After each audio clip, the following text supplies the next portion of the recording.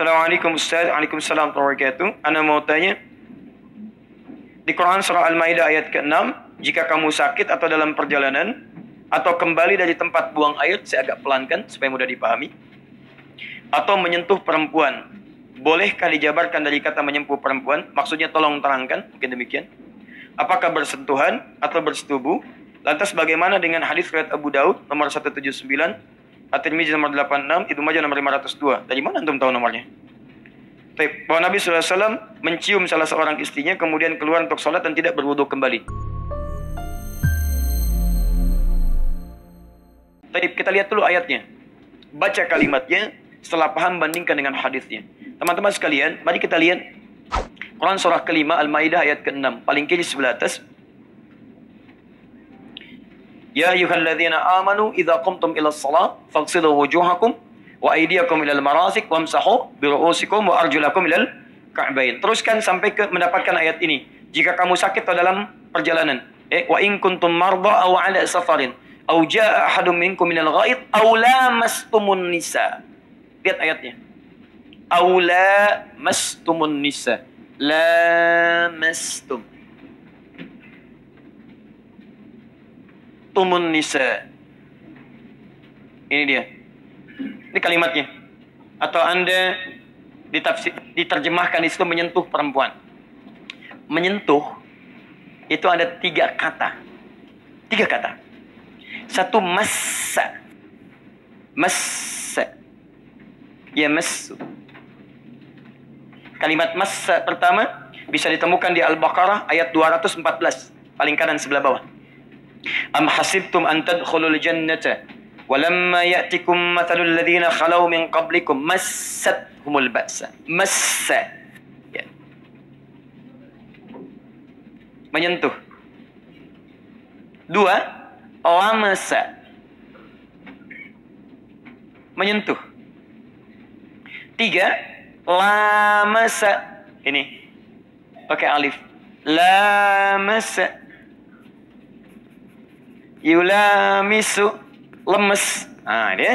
Ini menyentuh. Baik. Apa bedanya 3 ini? Baik. Yang ini massa, fokus karena ini tidak mudah. Saya beri kitabnya dulu. Saya kasih referensinya supaya bisa dibaca. Kitabnya namanya Al-Furuq Al-Lughawiyah. Kelihatan ini? Belum ya? Saya tulis dulu Mas ya. Saya tulis baru kelihatannya. Al-Furuq Al-Lughawiyah. Karangan siapa?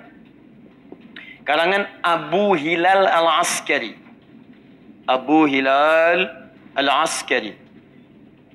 Ya. Al-Furuq Al-Lughawiyah ini kitab khusus yang dikarang seorang ulama, gelarnya Abu Hilal Al-Askari, untuk membedakan kalimat-kalimat. Misal, termasuk di Quran, Anda temukan kok bisa 2 lafaz terjemahannya sama. Wahyu pertama turun, Iqra bismi rabbikal ladzi khalaq. Iqra artinya bacalah. Kok bisa ada ayat turun, Utslu ma uhya ilaika minal kitab. Quran surah 29 ayat 45. Di sana Iqra, di sini Utslu. Apa bedanya Iqra dengan Utslu? Sementara diterjemahkan dengan sama-sama, bacalah. Baik, ada nazala, ada anzala, ada habata. Kenapa ketika Allah katakan kepada Adam, Quran surah kedua ayat 38, Qul nahbitu minha jami'a. Turun kamu semua ke bumi. Turun. Tapi ketika Quran turun, inna anzalna pakai nazala. Apa beda nazala dengan habata? Ya, apa beda lamasa dengan massa dengan lamasa? Nah, itu kitabnya ini. Kalau massa itu artinya sentuhan yang tidak ada kontak fisik secara langsung. Tapi dampaknya ada ke jiwa. Ya, Anda lihat misalnya acara, tiba-tiba acara itu menampilkan tentang suatu keadaan yang sangat menyedihkan. Misal, mohon maaf ya, ada anak-anak misalnya sedang terkatung-katung di pantai, sedang ditolong. Atau misalnya ada orang kena banjir, atau ada orang kesulitan luar biasa. Tiba-tiba hati Anda kena kesuan dan menangis gitu. Ya, pernah ada suasana itu? Baik, tiba-tiba lihat ada iklan film India gitu kan, macam-macam. Wah, di balik pohon tiba-tiba ada suasana begini begitu gitu kan. Hati Anda ada rasa kegembiraan, ada tawa, ada macam-macam. Pernah seperti itu? Itu massa namanya, sentuhan yang hadir tapi tidak ada kontak langsung dengan bendanya. Ya, maaf. Contoh sesuatu yang membatalkan wudhu dengan massa.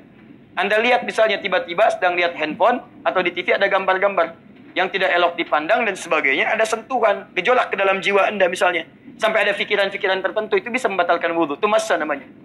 Jelas ya? Di orang yang disebut dengan massa artinya tidak menyentuh langsung, tapi lengket dengan hasil dari apa yang ada pada objek itu, walaupun tidak menyentuhnya langsung. Jelas ya? Makanannya enak banget ya, enak banget ya. Kayaknya kalau bisa didapatkan enak, padahal cuma di menu aja begini. Ya, makanan tidak dimakan, disentuh juga tidak, itu massa namanya. Paham ya? Baik, ini satu. Ada sekarang diberi nama dengan nama ini, Messi. Ya. Lionel Messi dengan sentuhan ke bolanya kuat itu, ya. Luar biasa. Saya nggak pernah nonton yang begitu. Baik. Tapi lagi naik mengalahkan Ronaldo. Ronaldo sekarang sedang redup dia, ya. Masya Allah, golnya sedang tidak ada. Itu lain waktu lah kita bahas ya. Tapi saya nggak pernah nonton. Kedua, lamasa. Kalau lamasa itu ada sentuhan. Sentuhan. Baik, lamasa. Jelas ya? Makanan Anda pegang, lamasa. Jelas? Handphone Anda pegang, lamasa. Papan tulis saya pegang begini, lamasa. Jelas? Baik, itu sentuhan dengan fisik. Kalau lamasa, setiap yang ada alif setelah huruf pertama, itu artinya saling. Saling, kalau saling itu memang ada kesan pengen di situ. Dua-duanya punya niat untuk saling menyentuh. Lamasa, saling sentuh. Sofaha, salaman. Sofaha, saling bersalaman. Saya pengen nyalamin, teman saya pengen nyalamin. Ketika kita pengen salaman, jadinya sofaha, yusofihu, tasofu, saling bersalaman. Paham? Baik, perhatikan ayatnya. Menggunakan masa, lamasa atau lamasa. Lamasa. Aulamastumun nisa. Lamasa. Atau Anda memang pernah menyentuh perempuan, baik maksudnya suami dengan istri, dalam konteks ini ada niat untuk menyentuh. Ada niat untuk berhubungan. Yang dimaksudkan di sini hubungan-hubungan, baik hubungan seksual atau pendahuluan kepada seksual. Ada sentuhan di situ. Baik ya? Mah, mau kemana malam itu? Mau ke hatimu? Masya Allah gitu kan? Terus ngobrol-ngobrol, itu muqaddimah al-jima atau pendahuluan-pendahuluan. Baik. Kalau gitu, tolong bikinkan teh manis dulu ya. Tapi jangan terlalu manis mah. Yang penting setia. Masya ya, misal gitu kan? Ini sudah lama masa di sini. Gak usah ditulis. Gak usah ditulis. Baik. Saya nonton kayaknya malam ini. Baik, paham ya? Jadi lihat ayatnya. Kadang-kadang penting kita mempelajari nilai itu supaya ada kesepahaman yang baik. Jadi kalau yang dimaksudkan dengan lama jelas membatalkan wudhu. Nah, Nabi SAW dalam konteks berbeda. Beliau mau keluar, tidak ada konteks yang dimaksudkan untuk berhubungan, hanya memberikan tanda sayang pada istrinya. Ya, kemudian beliau berangkat, atau bahkan beliau pernah sholat. Sayyidah Aisyah tangannya pernah mengenai bagian kaki Nabi SAW, tapi tetap diteruskan sholatnya.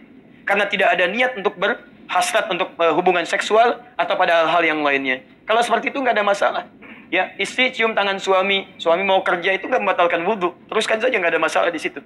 Kecuali memang pada hal-hal yang tadi disebutkan. Paham ya? Baik. Itu dalam konteks mahram. Kalau bukan mahram beda lagi. Kalau fikih Syafi'i itu ketat. Kalau ada sentuhan, walaupun tidak diniatkan, tapi sentuhan mengenai kulit dengan kulit itu membatalkan wudhu. Dalam mazhab Syafi'i. Ya, kecuali dalam tawaf. Itu ada pengecualian. Misal Anda teman di kantor misalnya kan, dan sudah berwudhu, lewat sentuhan, atau sengaja bersalaman. Walaupun sengaja bersalaman, tapi tidak ada hasad seksual, itu dalam fikih Syafi'i sangat ketat. Berwudhu kembali. Karena memang tidak diniatkan, tapi kadang-kadang memberikan rasa tertentu. Ya, sentuhan, setan masuk, dan sebagainya. Berikan gambaran ini, itu, dan seterusnya. Paham ya? Tayyib. Wallahu ta'ala a'lam bis-shawab.